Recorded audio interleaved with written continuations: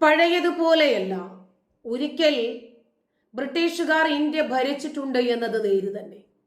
പക്ഷേ ഇന്നിപ്പോൾ ഇന്ത്യയുടെ അത്യന്താപേക്ഷിതമായ സഹായത്തിനു വേണ്ടി തേടിയെത്തിയിരിക്കുകയാണ് ഇറ്റലിയും ബ്രിട്ടനും.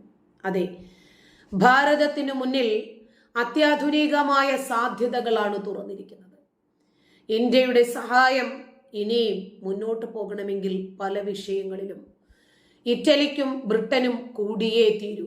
നരേന്ദ്രമോദിക്കെതിരെ ഒരു ഡോക്യുമെന്ററി ഇറക്കിയത് നമുക്കറിയാം. മോദി ആ ഡോക്യുമെന്ററി വെച്ചിട്ട് ഗുജറാത്ത് കലാപത്തിന്റെ പേരും പറഞ്ഞ് മുട്ടയടിക്കാൻ തീരുമാനിച്ച BBC-ക്ക് നല്ല രൂപത്തിൽ ഒരു പണി കിട്ടി. പിന്നീട് ഒരിക്കൽ കൂടി ഇന്ത്യയുടെ സഹായത്തിനു വേണ്ടി കെഞ്ചി നടക്കേണ്ടി വരുമെന്ന് ബ്രിട്ടൻ ചിന്തിച്ചില്ല. പക്ഷേ ഇറ്റലിയെയും ബ്രിട്ടനെയും ഏത് രൂപത്തിലും സഹായിക്കാനും സഹകരിക്കാനും തയ്യാറായി എന്നതാണ്